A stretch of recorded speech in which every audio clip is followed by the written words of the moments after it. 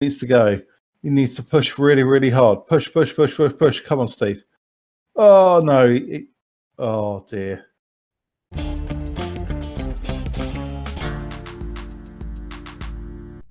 Moo and welcome to the Pinktron. I'm Craig Martin, and I am joined today by John Keenan. John, what are you drinking? I've got a leftover bottle of electrolyte mix that I'm still nursing along, even though I didn't race today. But just feeling it in the legs already. We also have Stef Etienne. Steph, what are you drinking? Uh, Fuel prices still may be rising, but I've restocked my Fanta lemon, so stock prices for that should be going back to usual. Should be stabilized. Yeah.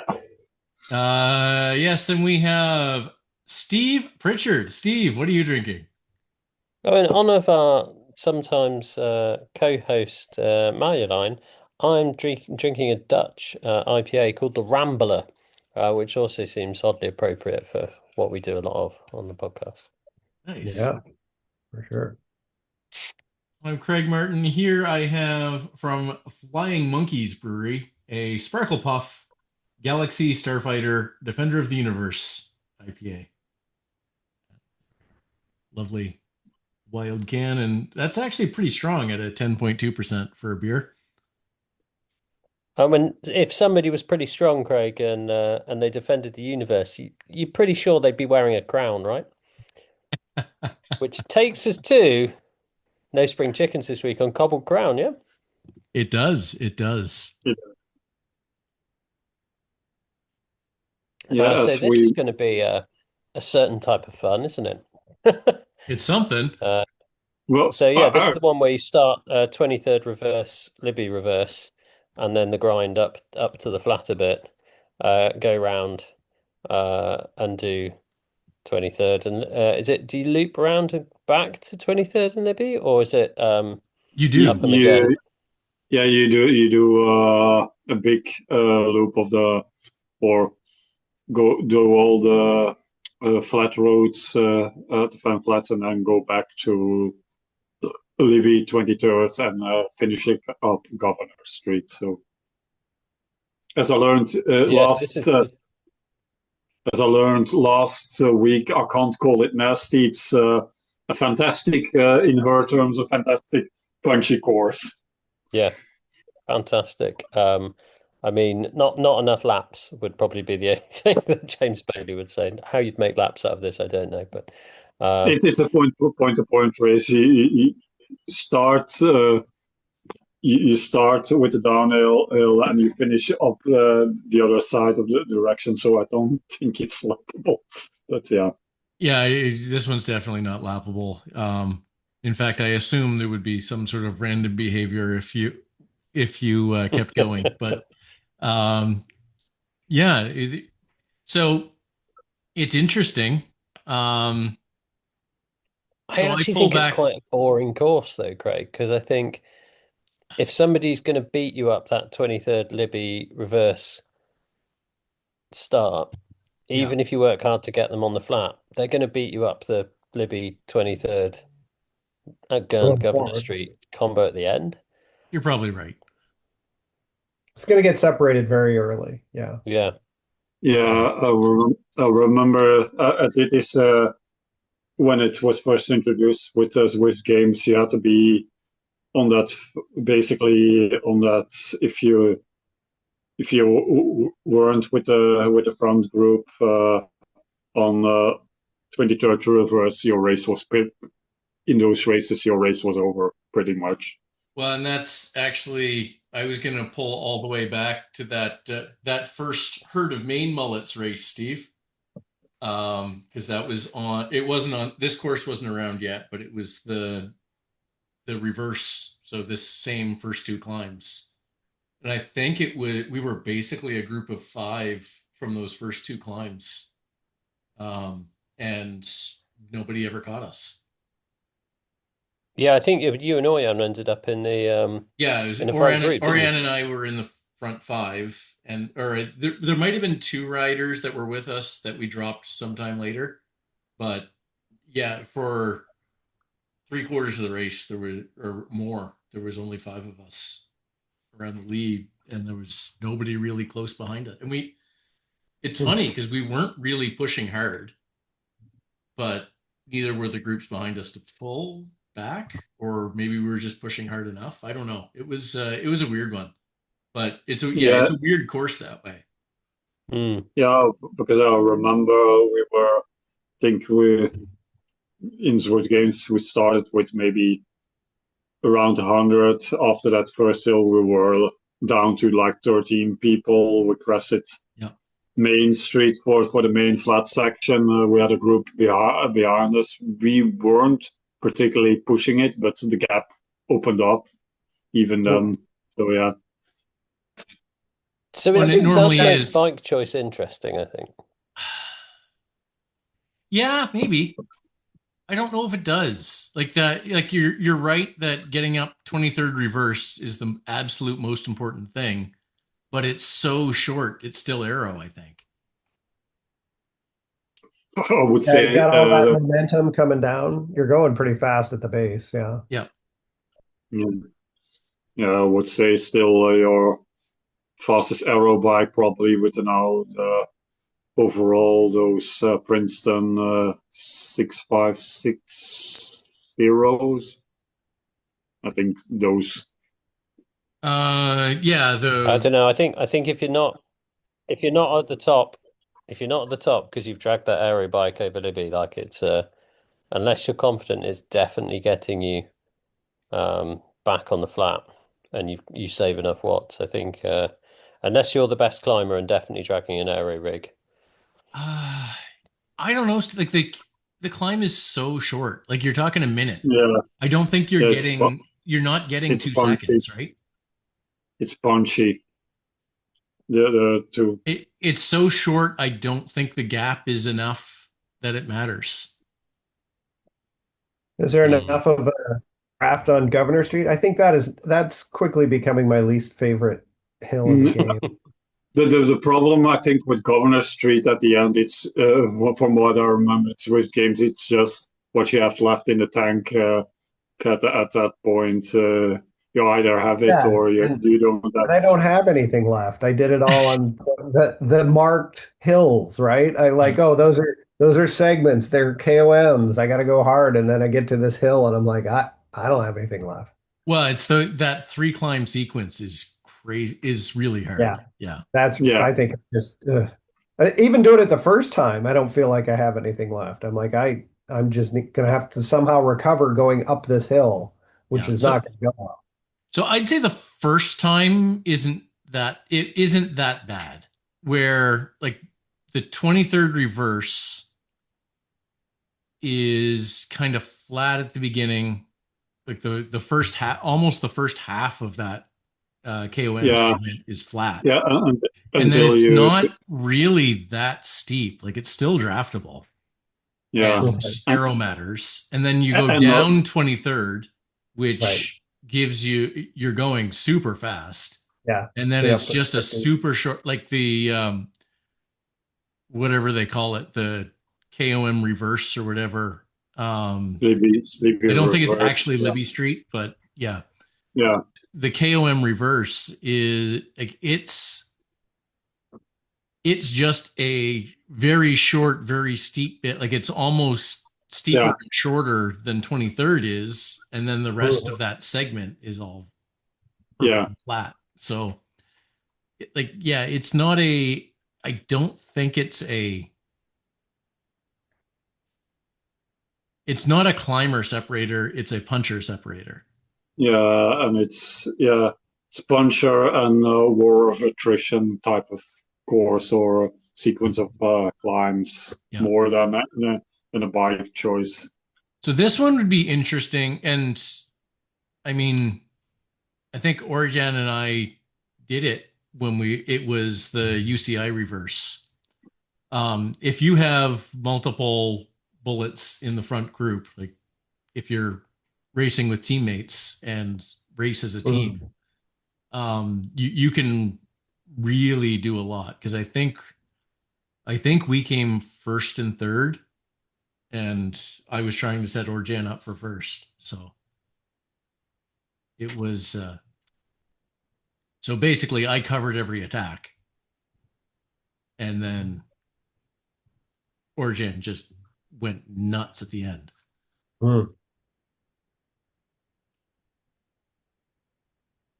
Annoyingly, Zwifter Bikes has 23rd and 23rd reverse in, but doesn't have Libby or Libby reverse in it. What? That can't be right.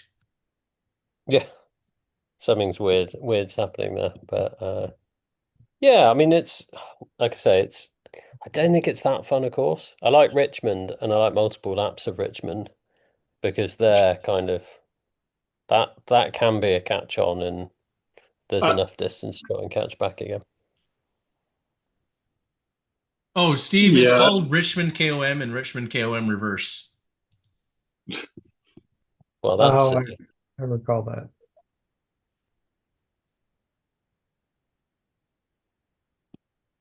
Well, at least with the Richmond the normal Richmond UCI course up there, this course you have a bit of a flat because if you want to be really mean, multiple laps of the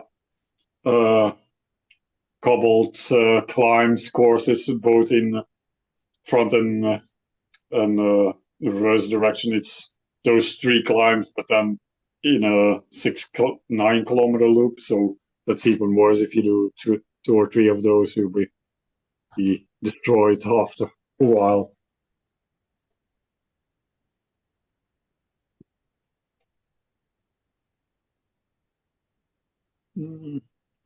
Looking at the results, yeah, you see some people bit together, but yeah, you see it's gets separated on that final climb. Yeah. Okay, there we go. And Chris Greenland is even more slacking. So he did only 2.7 watts per kilo last week. He did this week. He only did 2.4. So Steve, I just went through the Zwifter bikes for you. The difference I'm doing the between same thing. That's why I've gone quiet. yeah. So it is 1.38 seconds difference between the Athos and the NV 4.5s and the Tarmac SL8 with the disc wheels. Yeah, there's no differences there. Yeah, I don't think 1.3 seconds is enough to. It's not. You will catch 1 second. You'll catch less than 2 seconds back on, right? I think anyway. And I think you'll save the watts. Yes, you'll save the watts in between and be fresher Yeah. when it comes to time to climb again. And then really it's the same thing again. So the last sequence of 3 climbs, like yes, there's Governor Street, but then it ends on a fairly long flat. Like it's after three successive climbs, but it does end with a flat sprint. Sort of flat sprint. Well, no, it's flat. It's a flat sort of sprint. Yeah. Full flatty. Well, so if you're with people, you're sprinting, but yeah. Most people, you're seldom with a big group because you've just gone through those 3 climbs.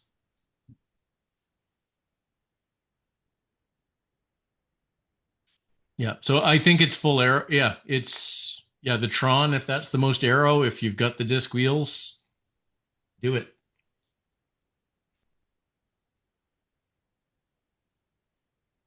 Yeah, so even for the whole route, the S-Works comes out half a second quicker than the Cannondale with the DT with the Arc die cut DT Swiss. So,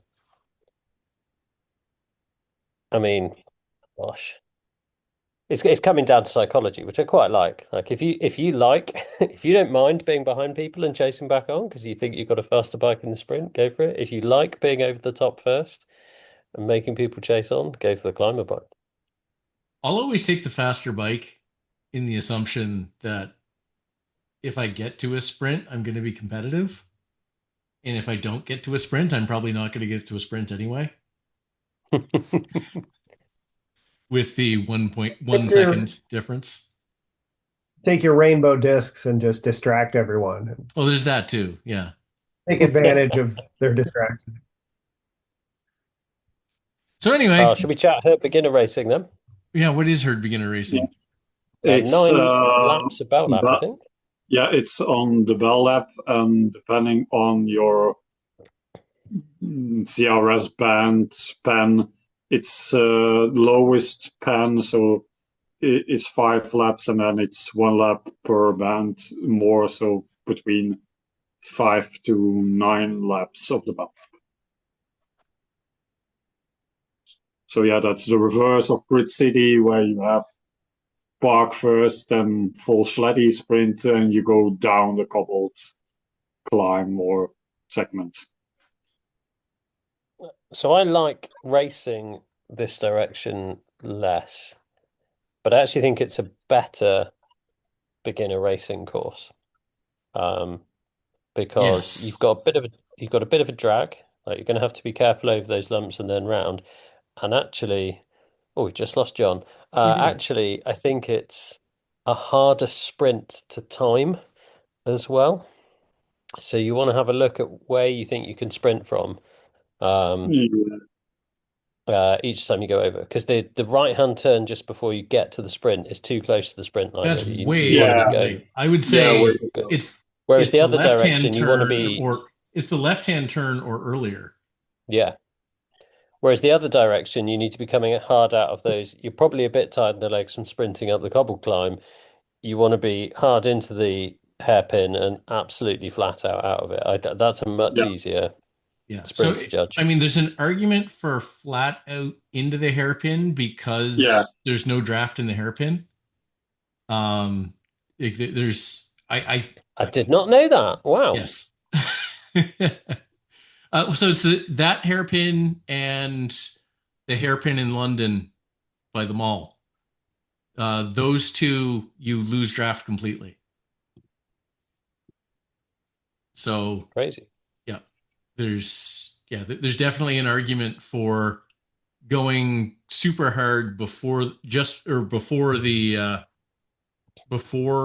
hairpin, because you have the opportunity to increase your gap around the hairpin.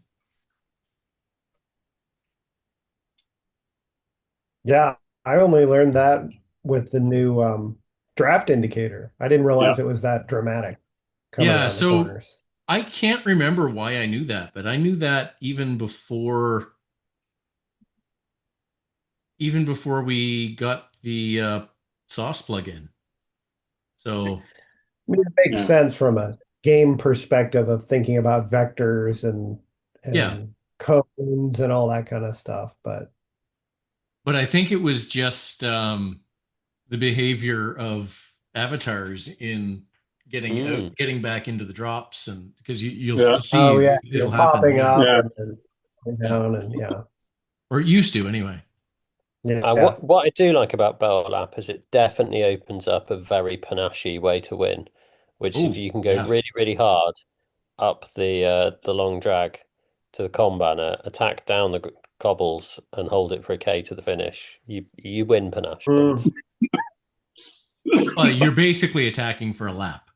Yeah, it's because really that's a 1.5 kilometer attack. Yeah. So panache points would be fully awarded. The giraffe Definitely would make its way to your inbox. Bike choice got to be your best area bike, really, hasn't it? This. Yeah. Yes. Yeah. No, I don't think there's anything to argue against that.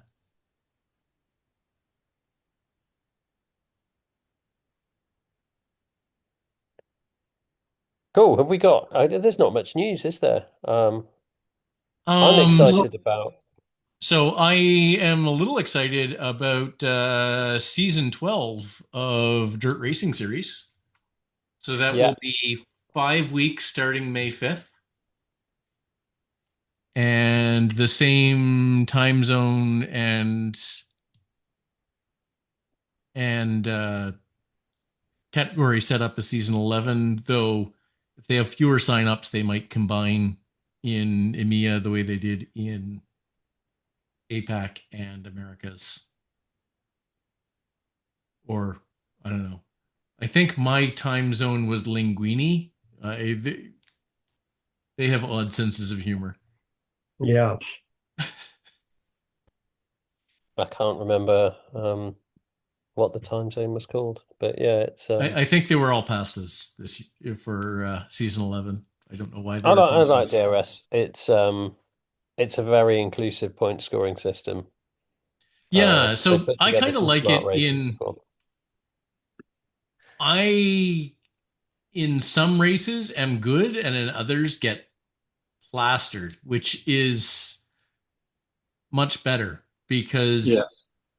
recently when I've been on form on points races by watts per kilogram, I win an awful lot. And that tells me the categorization isn't great.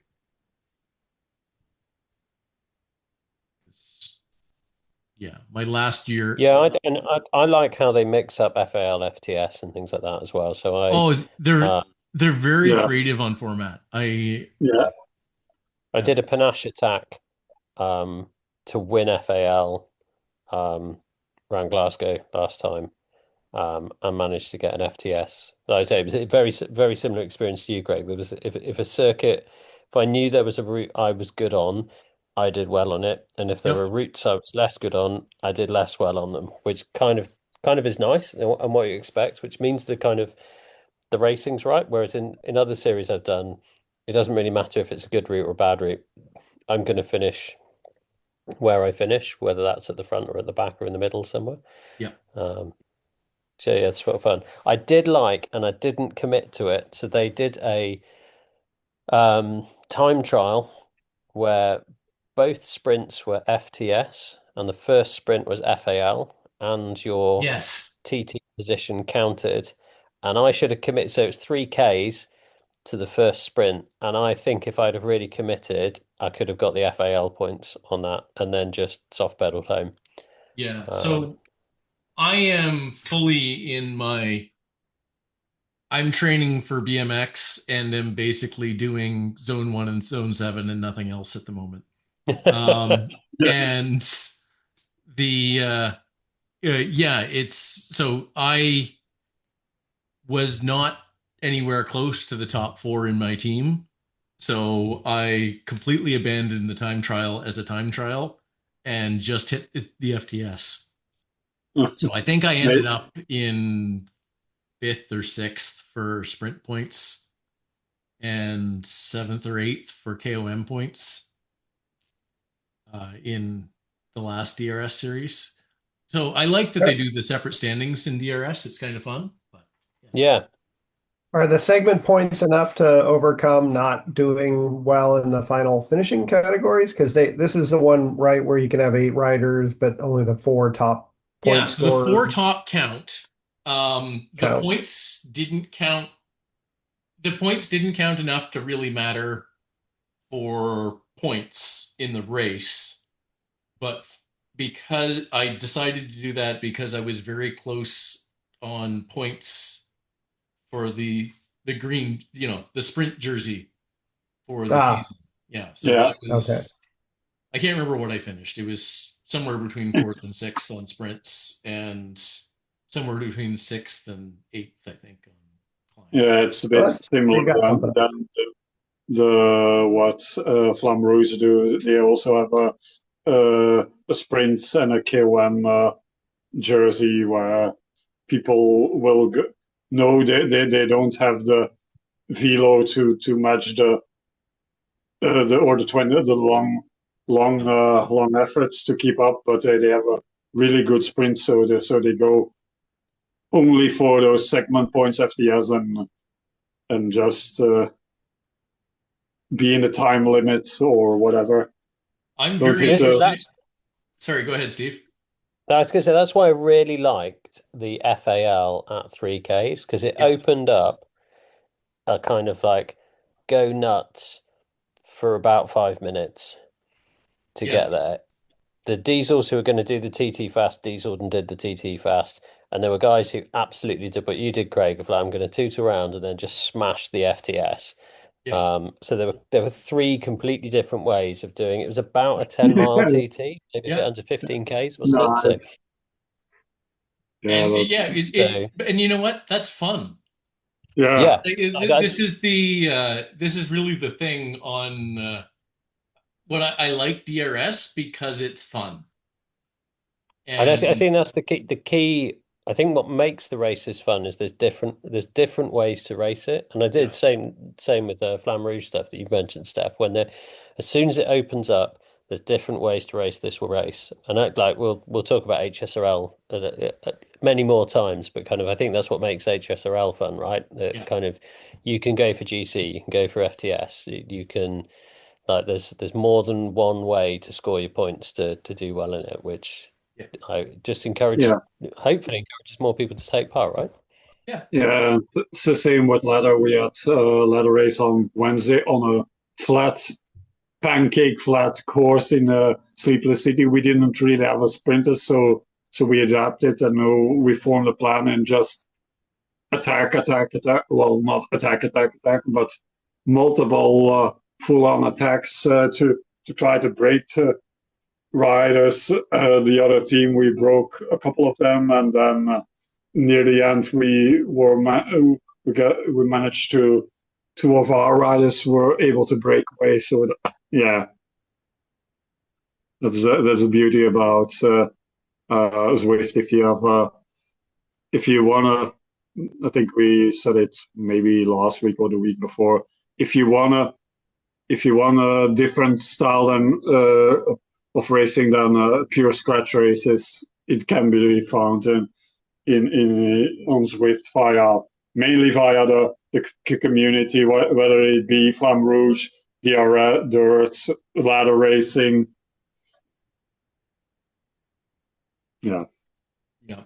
I have one more piece of news to share, Steve, before we go. I have another piece of news that I thought was exciting. I'm optimistic though, because we do think that kind of point racing may be coming in game, which would be really cool. What was your news, Craig? So as of this weekend, and only this weekend, my pool is now completely liquid. There's no longer ice in it. No excuse to be riding on Zwift now, Craig. An annual milestone right there. Last Sunday there was still ice. Now there's no ice.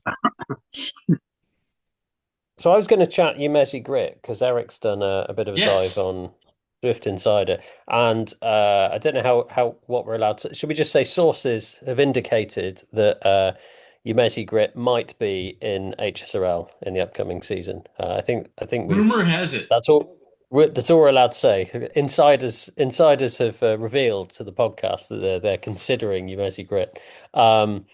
This is cool because it's 50% gravel, 50% tarmac.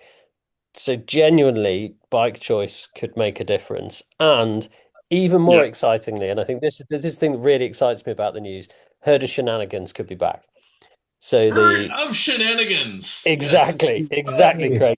The takeaway message is there's not a massive amount of difference between choosing gravel or tarmac, but because it's a gravel start, if there's enough of you that go gravel bikes at the start, you can do a breakaway and go really hard and smash the guys that are on road bikes. So that's a lot of stuff in that story, well worth checking out. But Shenanigans could be well achieved in HSRL, which excites me more than you can imagine, and probably more than it should. So this one, and I'm still not entirely clear on where you start. We did it on this route. We did this. What about I mentioned it a couple of weeks ago. We did this on inter ladder team battle where one team went road bike, one team went gravel bike. You start at temple pans, whatever those pans are called.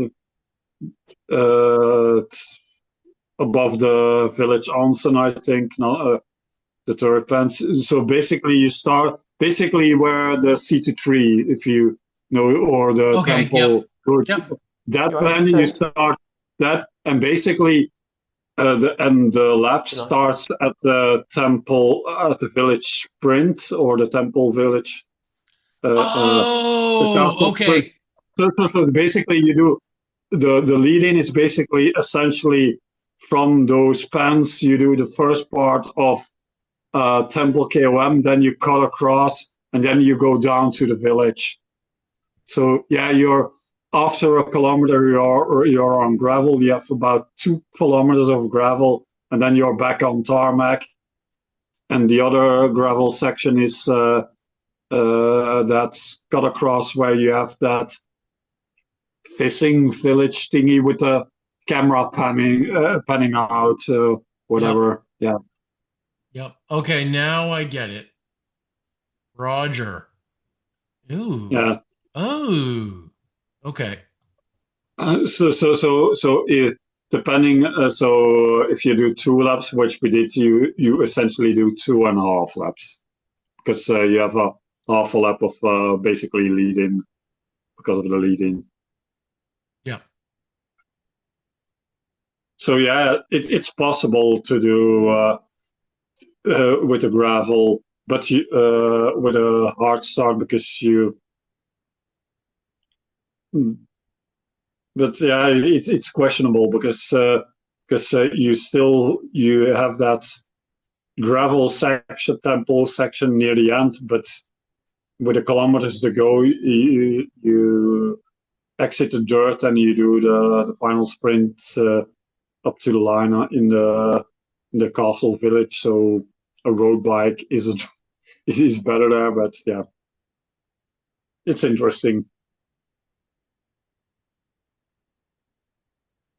Yeah, so I Yeah. think with this, if you're riding defensively, you've got to go road bike. But if you riding as a team, or if you want to ride super aggressively, the gravel bike enables some significant shenanigans, which I get very excited by. So I think Yeah. I would also say as you go down categories, the gravel bike probably plays more. Yeah, and I don't know that, but that's my guess. and from our race, it depends if you're a lightweight rider or you have good punch for that Temple KOM dirt section on a road bike. If you can hold on, you're in the advantage because then on tarmac you have a way bigger advantage because I think if you look at it, I think the gravel bikes are significantly slower on tarmac than a road bike, of course, but I don't know if But that scales with speed, doesn't it? So I think Craig's Yeah. right. Kind of the gravel bike will be less of a disadvantage on the Yeah. tarmac Yeah. when you're going slower. Yes. Yeah. And the heavier bike matters less as your rider gets heavier, which is more common in lower categories. That's not a 1-to-1, but and there's not a lot of 100 kilograms riders in the A's. Yeah. No. And what's he's So- running at 300 watts is his test. I mean, that's Yeah. So he runs higher at than the B's. Yeah. he runs at 4 watts per kilogram steady. Yeah. Which is Yeah. so he At the runs B. at me when I was before I started training for BMX when I was 10 kilograms less, but 75 kilograms, 183 centimeters, 300 watts. So that was basically me in 2021. Mm-hmm. I am slower than that now. I am heavier than that now. My Right. FTP is not that now, but yeah, that was me and my FTP in 2021. Yeah, might be worth a shot at the gravel bike, I think, for D's Yeah. and low C. even maybe mid-seas. Yeah. Well, but I think the other piece is if you go gravel, You got to go hard out of the box. so it's not out of the box, but you have to go super hard on the last, especially the last Temple KOM section, up and down, I mean, and try and hold I on. don't often watch the high category races, but I would watch Matt De Freitas in this because he is not a sprinter. And No. like No. in Matt's shoes, go gravel. But But you Matt know what? kind That of might be really minute long efforts that going might be very right hard. for Matt to Yeah. go to go actually on the downhill. Like the last whatever however many laps you're doing, the last lap going downhill on the dirt, start there on a gravel bike and just go stupid. And like you're right. That is 100% a Matt attack. Yeah. I mean, it's not he's not a pure climber and he's not a sprinter, but those kind of several minutes of really, Yeah. really hurt yourself. Well, that is the sweet spot for Matt, isn't it? So Yeah, because yeah. that's basically a 5 kilometer attack and then hold on for 700 meters. We might just have to tell Matt that's what he's doing. I think he'd do it if we told him. Yeah. Give us a like or a comment below if you want to see Matt do silly things. If this features asterisks according to sources. Right, I think that's it for news, right? There's new wheels, there's new bikes, there's colours. None of that's really exciting. We talked about all that last week, I think. Yeah.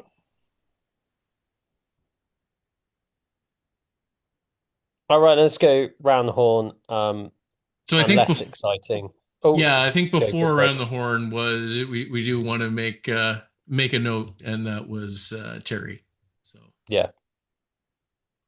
So yeah, much less exciting news. Sadly, Terry from the herd that I think we've all ridden with Terry Woodley. I certainly remember either doing a group ride or some TTTs. I think with Terry.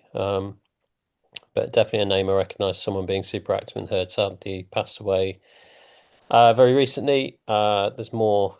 There's links on the Facebook page and things like that. But we thought it was appropriate to sort of take a brief moment and yeah, sort of raise a glass to absent friends, really. race. Cheers. And Yeah, in Terry. honor of that, kind of round the horn, we thought we'd have a bit of a chat of this, which is great, a great example here of as we lose Steph there to me, but a great example here of four people separated by hundreds of kilometers, but joined by pixels, and the chasing of them in various silly phases and drunken escapades and deciding that commentary via YouTube about people chasing pixels in sheds was a good idea. So yeah, we thought we'd share tales of fun people we've met up with or met through the herd and Zwift. Really, John, I think you had one in mind when we were talking about it. Well, it wasn't through the herd or Zwift specifically. This was back before even I was on Zwift, but I was riding home from work on my local rail to trail, dedicated multi-use path, and waiting at a crossing, and this fellow comes up and he says, "Oh, nice bike. Where'd you get it?" And it was the bike that I had made. I had brazed it up in my garage. And I looked at his bike and it was a Hampstead bike. And I was like, oh, Hampstead bikes. Those are nice.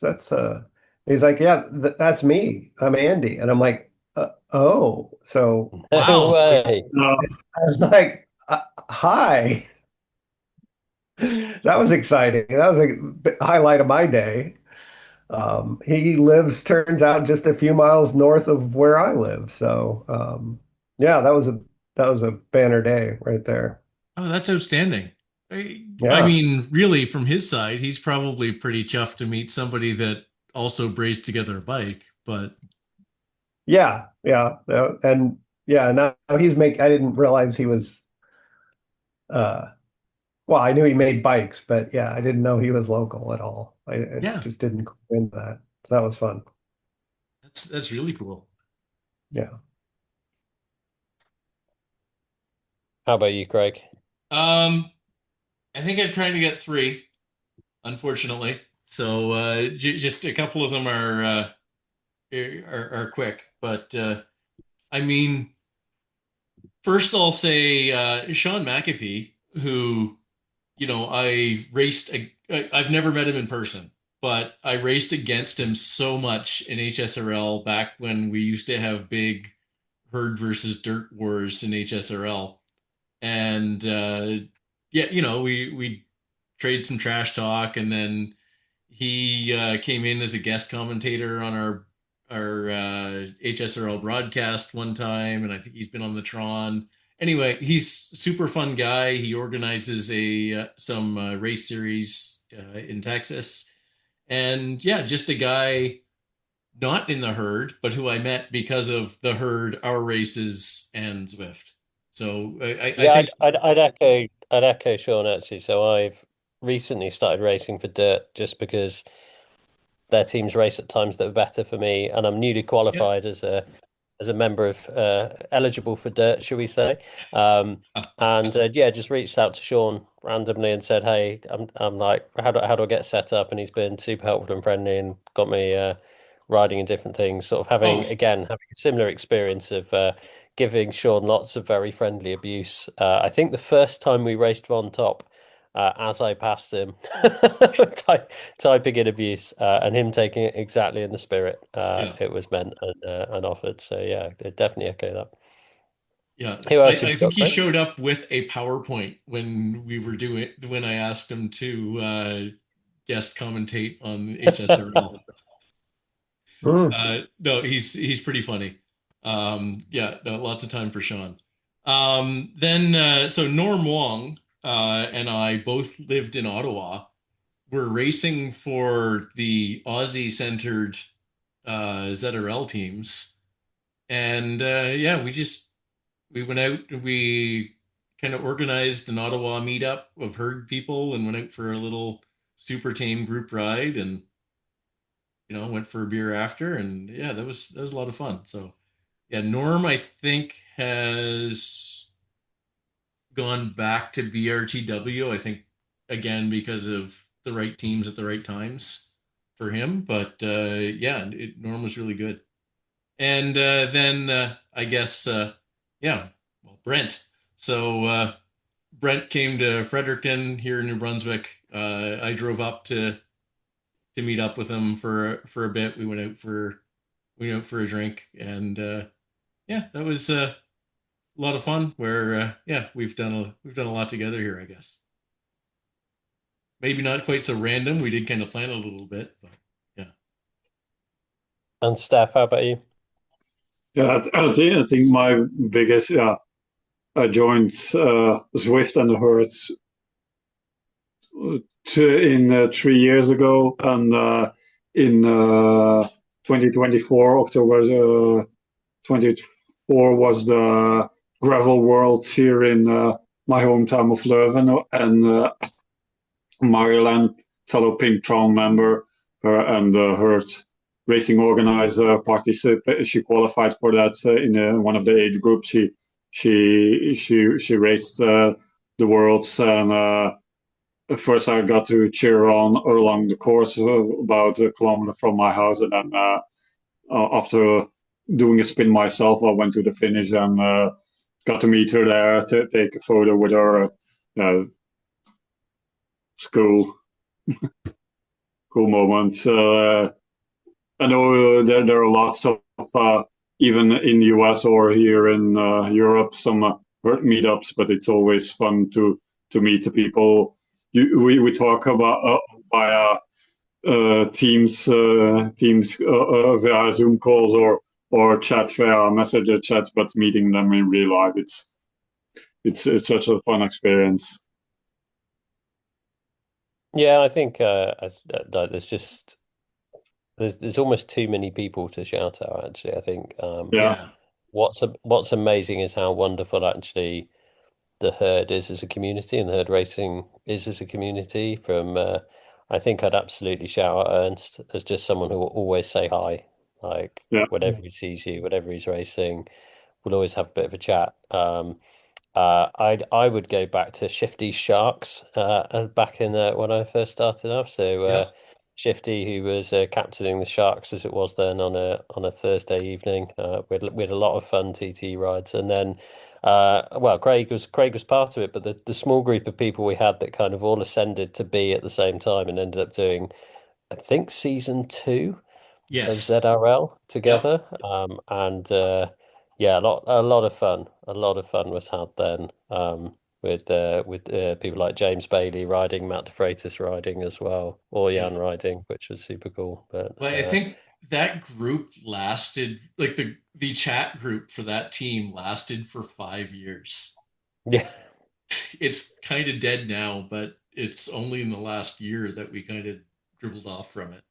yeah, I think no, it's exciting, and I long to visit the as Sean describes it, apocalypse theme park that is California one day, and just find out just how tall Sean is.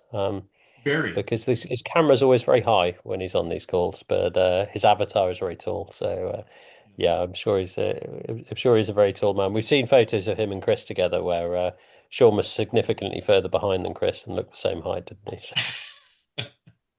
I came close. I was thinking I was going to be in his neighborhood this weekend, and it didn't work out for other logistical reasons. But yeah, I was thinking I might.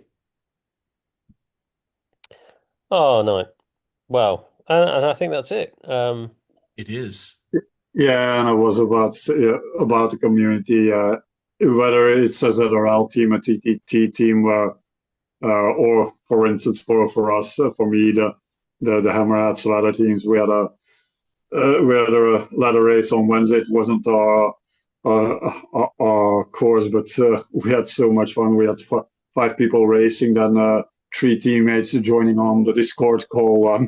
So, like I said in my post, some excellent quotes coming out during the races, and just having such camaraderie with a bunch of people. And that's what's key. Again, going back to that ZRL season, I can like if somebody shouts the word mum or the word gaps, I will just chuckle.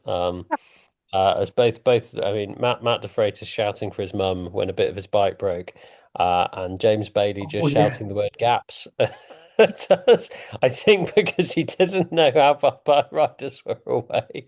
Well, I mean that's James is slightly hard of seeing, so Yeah. he would sometimes miss things, and we'd always try to call things out to him to help. But yeah, I think if I remember with that one, we were just all shouting gaps back at him because we thought it yes, was.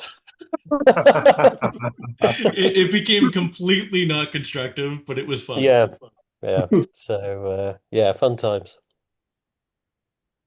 Nice. I think it says a lot with the ladder race that you're hurting so much, but you can have at the same time so much fun with a group of like-minded people. Yeah, it's amazing what kind of camaraderie you can make just by s- sitting in your shed on your own with the same people on a Thursday night or a Tuesday night or whatever your night you eat or lunchtime or morning, whenever you get together.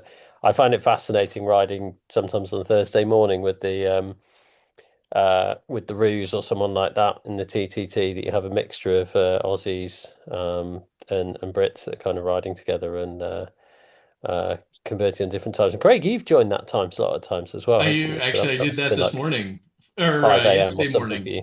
Yeah, I did that yesterday morning. Funny enough, I rode with the Kukas, which was hard. But anyway, yeah, it's my first time riding with Josh Naylor in quite some time, actually, I think. But yeah, that was fun. And yeah, that is a really fun time slot. And that's kind of where I started with the herd, because I started with the herd of platypus as it was at the time, and then we split because there was only one team. And then we split the platypus and koalas and then the quokkas, and I think all 3 of those teams are defunct at the moment. And it's Yeah, I really did sad. one ride with the Platties when they were a little bit faster. That was hard. Yeah, so I rode with the Platies some not when they were at their fastest. When they were at their fastest, though, like they were all A plus guy and fast A's and A pluses. Yeah. No, I rode with them some, but it was yeah, they were really fast. So, Gosh, I anyway, still remember going back a long way there. It was, I think, 4 laps of where whatever the route is that just does hilly calm and comes back again, on Watopia. And this was in the days when we were all C's. yeah, Craig was racing and winning mostly. I think I ended up doing an attack at the end, but for the you did. first 3 laps, Ben Nothling would sprint to Yeah, win the marina sprint, which meant nothing. you're right. Just to No, then, yeah, just to then type in the chat, I won. or not the marina chat, but the lap banner at Yeah, on the lap the banner. Yeah. on the beach. Yeah, yeah, that way. We're all Yes, racing I our own remember that race. one. Well, because I think it was you and I, Ben Nothling. I think Ben Poynton was in Jonesy that would have been group in that too. as Lisa well. was racing with us. Like it was like we had a good group, and then it was you and Martin Green that Mm. attacked on the last KOM. Then we caught you right before the last sprint or during the Yeah, last sprint. Martin did the bridge sprint and then stopped riding, and I'm like, well, I'm just going to carry on riding. And he Basically, said yeah. afterwards, And I didn't realize you were going to carry on riding. I'd have helped.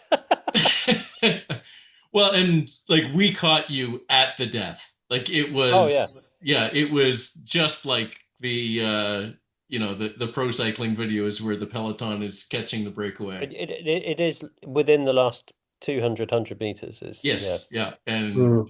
it was yeah that I remember because James was commentating. He's like, oh.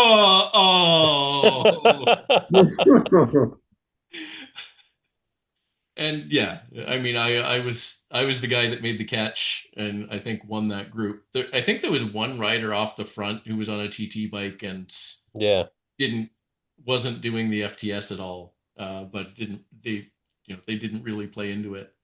But I think I won the group that caught you, and but yeah, it totally anybody watching would have been rooting for you because that was Well, I think that for me, that I mean, it was brilliant, and yeah. um, it made like the game for me, if that works, like that you could have Yeah. that close finish. But I think for me, Lisa Jones beat me by a point, and that's because she stayed with you guys in that group, and I think put me on the line. Yes, but just And barely. that was the decisive Yeah. kind of points for her, Well, and to just put me. I think she barely kept up to us because Yeah. I went stupid once we hit the beach. And I mean, Lisa was probably the slowest sprinter out of that group. Mm. Not that she's not a sprinter, but yeah, there was some, we were pretty fast. And yeah, anyway, that was a really fun race. I've done lots of other really fun races, but yeah, that one was hilarious the way it ended. Yeah, going back to the for nothing really. We had, I remember back in the day, we knew we were losing going to lose a race. We had so sort of packed that if there on the route we would go for best FTS as a and consolation prize just to have a bit of fun. Yeah, I remember I think it was one of the Scottish routes, wasn't it? That we all decided to just go nuts on like Breakaway Bray or something like Yeah. that. Just so that we all won the goal. Nice. And this was like all 5 of their riders were ahead of us, so Yeah. this was a Doesn't heavy matter. defeat in that. Like, Yeah. You needed to have a race. You came for a race. You wanted a race. Yeah. So you had a race. Absolutely. No, it makes sense. Anyway, I think we've reminisced enough. So Yeah. thank you to John Keenan. Thank you, Steve Pritchard. Thank you, Stef Etienne. Thank you to Brent, who never did make it, and we were hoping he would. But yes, have fun with your races this week and all your herd races or races representing the herd or whatever else you're doing. And in memory of Terry, moo and good night. The Pink Tehran podcast is a production of the Herd Racing League. All nonsense is our own. Thank you to Gavin Ions for the theme music. Moo and ride on.